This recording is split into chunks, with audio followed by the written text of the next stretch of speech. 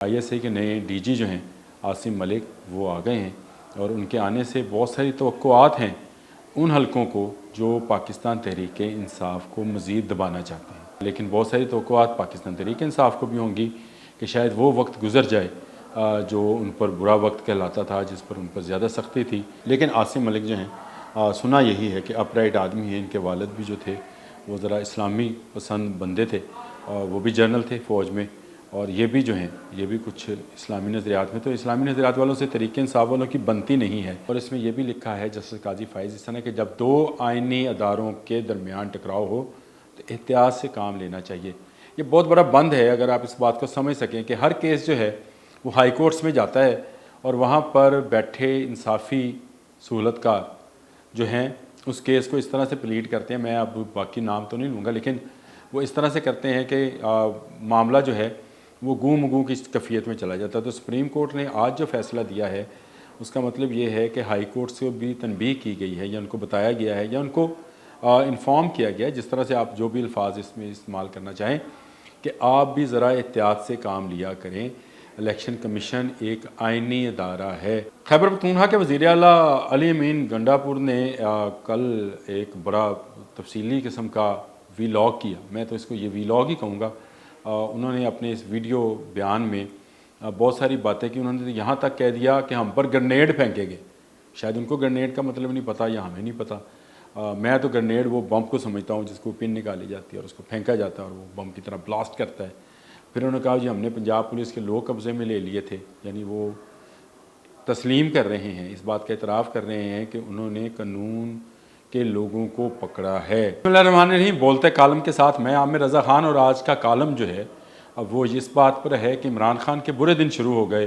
General Asim Malik की entry और काजी दा खराक, ये वो मुला जट वाला खराक नहीं है, लेकिन आज काजी फ़ाइज़ ईसा ने खराक किया और उन्होंने ना सिर्फ एक ऐसे अहम केस का फ़ैसला किया जिसमें इलेक्शन कमीशन ट्रिब्यूनल बना सकता है या नहीं बना सकता, उस पर फ़ैसला दिया। फिर जस्टिस मुनीब के मुतालिक उनके रिमार्क्स के सुप्रीम कोर्ट के टी रूम में बैठकर वो चाय नोश फरमा रहे हैं, लेकिन अदालत में आने की जहमत नहीं कर रहे, और अदालत में आए बग़ैर उन्होंने एक ख़त जो है रजिस्ट्रार को लिखा है। उस ख़त का हवाल होगा। इसके साथ साथ गंदा इनकलाब, इसको गंदा इनकलाब ही समझा जाए। गंडापुरी शहद के बाद ये गंदा इनकलाब क्या है, इस पर बात करेंगे। ये मेरे आज के बोलते कालम में उन्वानात हैं। तो सबसे पहले आज जो अहम फ़ैसला आया वो ये है कि इमरान खान की ज़मानत जो है उसको मनसूख कर दिया गया। यह तोशाखाना 2 केस था जिसमें जो प्रोसिक्यूशन था उसने ये इल्ज़ाम आयद किया था कि 7 करोड़ मालियत के हीरे जो सऊदी अरब से बलगारी सेट के तौर पे मिले थे, जिसमें अंगूठी, नेकलेस, बाकी चीज़ें खतून अव्वल को, इसको तोशाखाना में जमा कराए बग़ैर बेच दिया गया और सिर्फ 58 लाख रुपए का जो है बिल वो बनाया गया, जिसका 29 लाख रुपए जमा कराया गया कि ये 58 लाख रुपए मालियत के हैं, लेकिन इनकी ओरिजिनल या पूरी मालियत जो थी वो 7 करोड़ रुपए थी। ये बहुत अहम केस था और इस पर जो जज हैं अर्जुमन, जिन्होंने आपको याद होगा कि इद्दत वाला केस जो है, इद्दत, मुद्दत, शिद्दत एक जैसे अल्फाज हैं, उस वाला जो केस है उसकी भी उन्होंने ही सुनवाई की थी और आज उन्होंने अडियाला जेल के अंदर इस केस को सुना। प्रोसिक्यूशन ने अपने इल्ज़ामात को दोहराया। उन्होंने बताया कि किस तरह से जो सेक्रेटरी तोशाखाना है उनके ज़रिए से इसकी जैली रसीदें बनाई गई, इसको जमा नहीं कराया गया, अपने पास ही रखा गया और फिर उस पर जो है उसको बेच खाया गया। यानी वो 7 करोड़ रुपए मालियत के हीरे जो हैं बलगारी सेट के, बलगारी कोई कंपनी है, उस सेट के उसको जो है उन्होंने बेच दिया। तो ये आज उसकी ज़मानत मनसूख हो गई। दोनों मियाँ बीवी की, यानी बंटी और बबली दोनों की, सॉरी इमरान खान और बुशरा बीबी, बंटी बबली तो ऐसे जहन में आ गया, वो एक फ़िल्म थी बंटी बबली जिसमें अमिताभ बच्चन की बहू और बेटा जो हैं, अभिषेक बच्चन शायद नाम है और ऐश्वर्या राय नाम है, वो उन्होंने बंटी और बबली वो दोनों फ्राडिये से बने होते हैं। तो मेरे जहन में ऐसे ही उससे आ गया, कोई इसका इस केस से कोई लेना देना नहीं है। आसिम मलिक साहब ने आज चार्ज संभाल लिया। ये बड़ी ख़बर है कि ISI के नए डीजी जो हैं आसिम मलिक वो आ गए हैं और उनके आने से बहुत सारी तवक्कुआत हैं उन हलकों को जो पाकिस्तान तहरीक इंसाफ को मज़ीद दबाना चाहते हैं। लेकिन बहुत सारी तवक्कुआत पाकिस्तान तहरीक इंसाफ को भी होंगी कि शायद वो वक्त गुजर जाए जो उन पर बुरा वक्त कहलाता था, जिस पर उन पर ज़्यादा सख्ती थी, उस पर हो जाए, शायद उन पर कुछ जो है नरमी आ जाए। लेकिन आसिम मलिक जो हैं, सुना यही है कि अपराइट आदमी है। इनके वालिद भी जो थे वो ज़रा इस्लामी पसंद बंदे थे, और वो भी जनरल थे फ़ौज में, और ये भी जो हैं ये भी कुछ इस्लामी नज़रियात में, तो इस्लामी नज़रियात वालों से तरीक़े इंसाफ वालों की बनती नहीं है। गो आजकल मौलाना फजलुर रहमान से बन रही है, क्योंकि उनसे प्यार की पींगे जो हैं वो बढ़ा रहे हैं। और उस पर आज फ़ोन भी किया है PTI वालों ने मौलाना फजलुर रहमान को अगले 5 साल के लिए जो अमीर मुंतखब हुए हैं जमीयत उलमा पाकिस्तान के, उसके अमीर बनने पर उनको मुबारकबाद दी है। अब आ जाते हैं उस खुराक की तरफ, जो खुराक जस्टिस काजी फ़ाइज़ ईसा ने किया था। ये वो इलेक्शन कमीशन का केस था जिसको लार्जर बेंच ने समाअत की थी। 5 रुकनी लार्जर बेंच ने लाहौर हाई कोर्ट के एक फ़ैसले पर इसकी समाअत की थी। 24 सितंबर को इसका फ़ैसला जो था महफूज किया गया था। अगर आप मुझे इजाज़त दें तो मैं चीफ़ जस्टिस की सरबराही में बनने वाले इस बेंच के बाकी जजेस का भी नाम ले दूँ, क्योंकि ये मुतफ़िका फ़ैसला आया है। गो एक इजाफी नोट भी है, लेकिन इसके साथ साथ ये सिर्फ ये था। इस पूरे बेंच के अंदर justice Jamal Mandokhail, justice Naeem Akhtar Afghan, justice Aqeel Abbasi शामिल थे।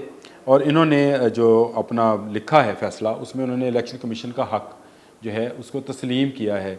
और इसमें यह भी लिखा है जस्टिस काजी फ़ाइज़ ईसा ने कि जब 2 आइनी अदारों के दरमियान टकराव हो तो एहतियात से काम लेना चाहिए। ये बहुत बड़ा बंद है, अगर आप इस बात को समझ सकें कि हर केस जो है वो हाई कोर्ट्स में जाता है, और वहाँ पर बैठे इंसाफ़ी सहूलतकार जो हैं उस केस को इस तरह से प्लीड करते हैं। मैं अब बाकी नाम तो नहीं लूँगा, लेकिन वो इस तरह से करते हैं कि मामला जो है वो गूम गूं की कैफियत में चला जाता है। तो सुप्रीम कोर्ट ने आज जो फ़ैसला दिया है उसका मतलब ये है कि हाई कोर्ट से भी तनबीह की गई है, या उनको बताया गया है, या उनको इन्फॉर्म किया गया है, जिस तरह से आप जो भी अल्फाज इसमें इस्तेमाल करना चाहें, कि आप भी ज़रा एहतियात से काम लिया करें। इलेक्शन कमीशन एक आइनी अदारा है, ये बहुत बड़ा हक़ है जो तस्लीम किया गया है लार्जर बेंच की जानिब से। और इलेक्शन कमीशन अब जो इलेक्शन ट्रिब्यूनल बनेंगे उसमें किसको होना चाहिए किसको नहीं होना चाहिए उसको उसका फ़ैसला कर सकेंगे। दूसरा, इस फ़ैसले में यह भी लिखा है कि अगर Lahore high court chief justice और चीफ़ इलेक्शन कमिश्नर की मुलाकात को मद्देनज़र रखते तो शायद ये फ़ैसला ना देते।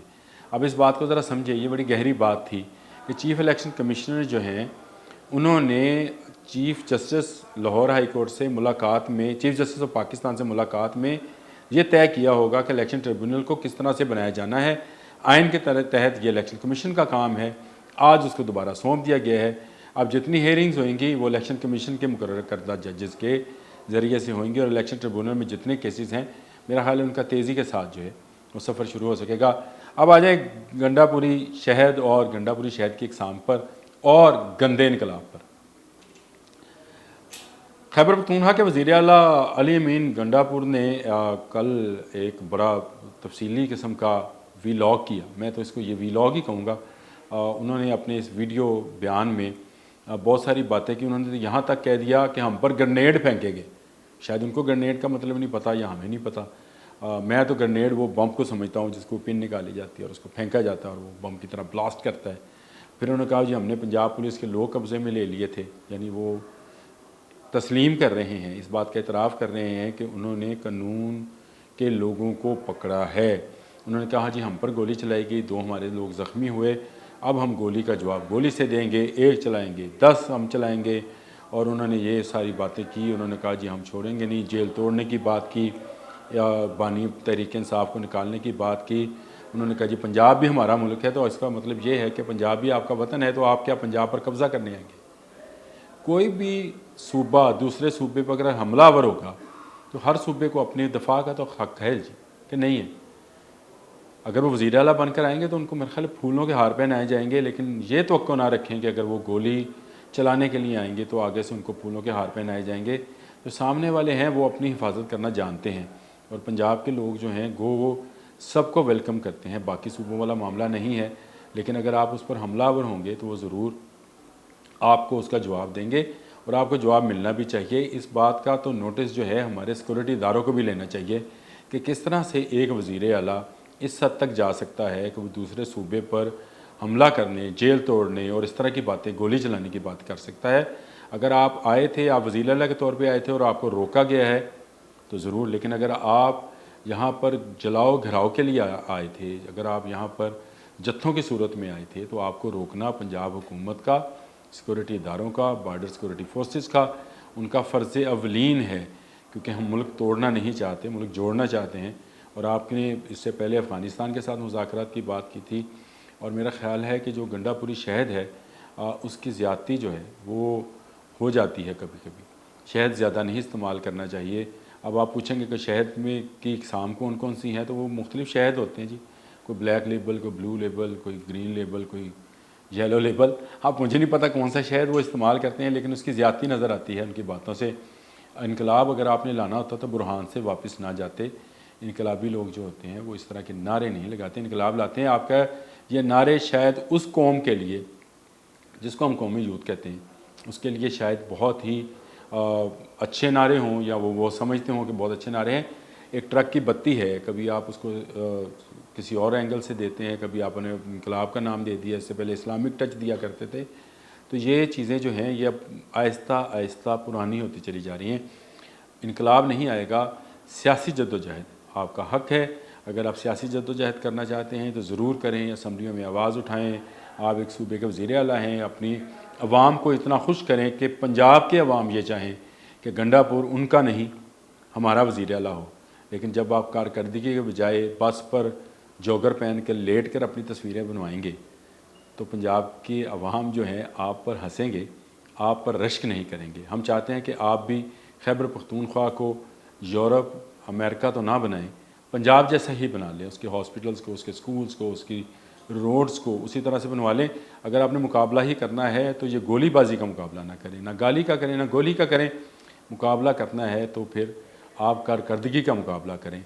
जो मरीम नवाज़ पंजाब में कर रही है आप उससे बेहतर करके दिखाएं तो माने। आज के लिए इतना ही। अल्लाह।